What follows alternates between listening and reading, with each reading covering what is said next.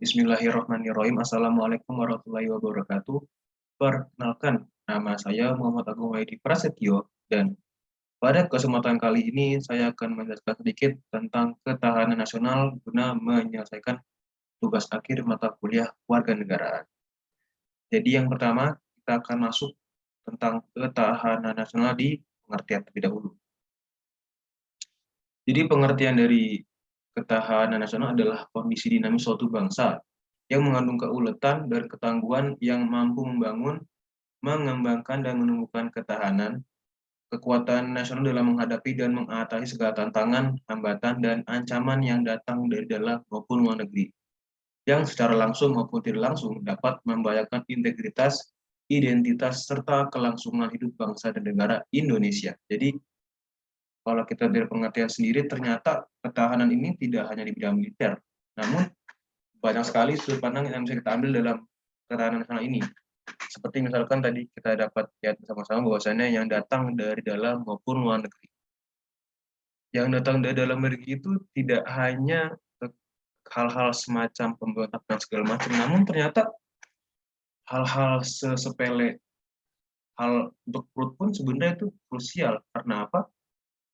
Terkadang hal-hal separatis itu datang dari ketidakpuasan masyarakat terkait hal perut yang nantinya akan membuahkan pemberontakan yang sudah pasti akan mempengaruhi ketahanan nasional gitu loh. Dan juga kalau kita lihat dari aspek luar negeri, itu sudah pasti banyak, seperti misalkan agresi militer mungkin, invasi militer, lalu ada spionase, dan hal-hal semacam globalisasi pun sebenarnya itu suatu hal yang bisa menjadi bumerang bagi bangsa Indonesia gitu loh. Karena apa?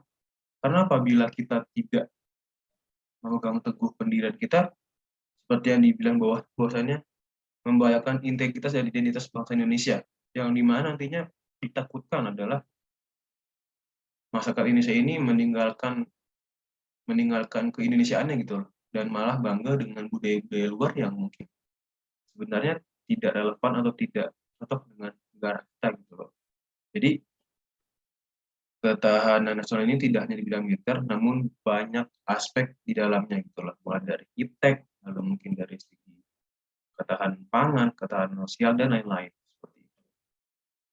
Lalu kita masuk ke yang kedua, mengapa hal ini penting? Ya semata-mata hanya demi mewujudkan cita-cita nasional. Karena apa? Seperti yang kita ketahui bahwasannya di alinea keempat pembukaan Undang-Undang Dasar 1945 bahwasannya tujuan dari bangsa Indonesia adalah untuk melindungi segenap bangsa Indonesia dan seluruh tumpah darah Indonesia, dan untuk memajukan kesejahteraan umum, mencerdaskan kehidupan bangsa, dan ikut melaksanakan ketertiban dunia yang berdasarkan kemerdekaan, perdamaian abadi, dan keadilan sosial. Dan sampai akhir alinea keempat. Jadi pada bahasan yang ini kita akan menggunakan sebuah analogi yang dimana ada dua orang anak. Yang pertama, dua orang anak ini tujuannya sama. Let's say mereka ingin menjadi seorang dokter. Yang gampangnya gitu kan. Anak yang pertama ini hidupnya aman, nyaman, gak ada masalah. Mau ngapa-ngapain gampang, istilahnya berkecukupan. Anak yang kedua ini, satu lagi, dia bisa dibilang hidupnya dari keluarga yang tidak harmonis, lalu juga mungkin dari segi lingkungan pun penuh gejolak, penuh permasalahan yang mungkin bahkan bisa kita bilang agak toksik gitu loh. Nah, kalau bisa di-compare secara ya atas kertas gitu loh, ya kita bisa menyimpulkan bahwasannya anak yang pertama inilah yang bisa mencapai tujuan untuk di dokter lebih cepat dan juga lebih gampang. Karena apa? Ya karena anak ini tidak perlu memikirkan hal-hal lain selain tujuannya, seperti mulai dari mungkin dari orang tuanya yang kurang harmonis, lalu dari anaknya nggak perlu memikirkan gimana cara untuk survive di lingkungannya toksik dan sebagainya. Jadi anak ini akan lebih gampang pastinya untuk bisa mencapai tujuan tersebut. Sedangkan untuk anak yang kedua ini, yang dimana tadi lingkungannya bisa dibilang toksik, lalu mungkin kehidupannya tidak stabil segala macam gitu loh. Kalau kita pikir-pikir kembali, akan ada dua kemungkinan yang akan terjadi pada anak ini. Yang pertama, dia akan tetap bisa mencapai tujuan jadi orang dokter, namun sudah pasti memakan waktu dan juga tenaga lebih banyak dibandingkan anak pertama. Karena apa? Ya selain dia harus memikirkan bagaimana cara menjadi seorang dokter, dia juga harus memikirkan gimana caranya untuk survive di lingkungannya.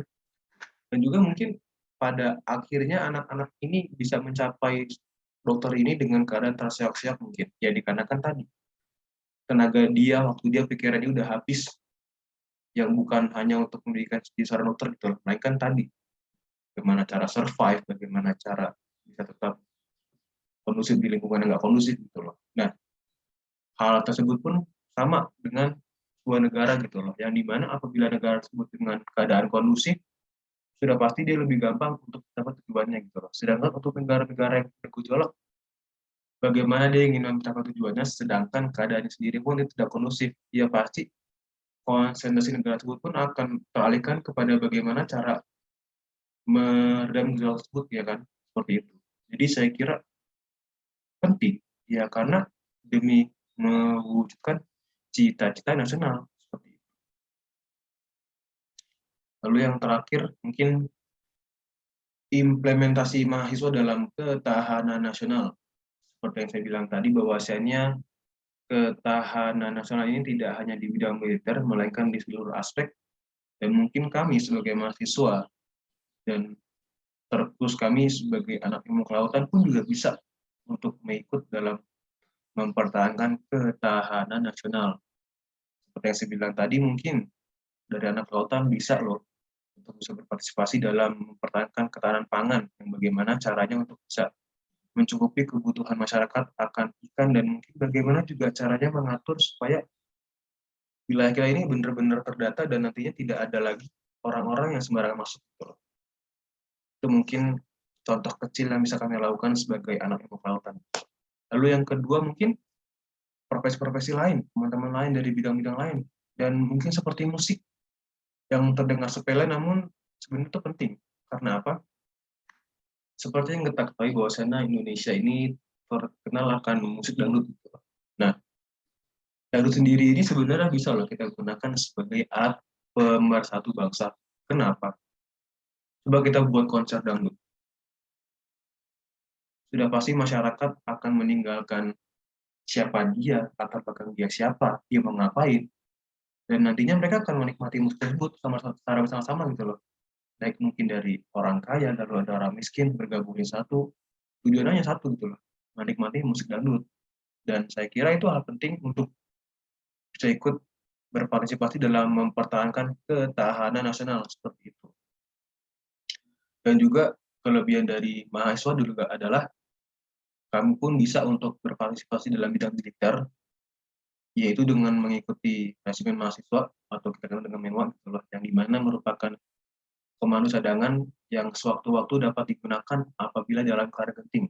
Jadi nilai plus dari mahasiswa adalah selain bisa berpartisipasi dalam bidang sipil, kami pun juga bisa berpartisipasi dalam bidang militeran gitu loh. Namun tidak sebesar porsi-porsi para tentara sekalian.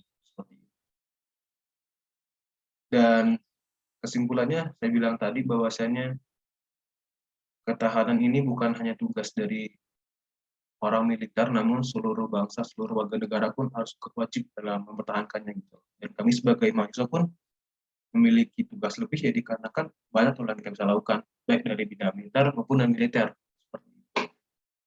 Baiklah, mungkin untuk kesempatan kali ini hanya itu saja yang dapat saya sampaikan. Kurang lebih mohon maaf. Wassalamualaikum warahmatullahi wabarakatuh.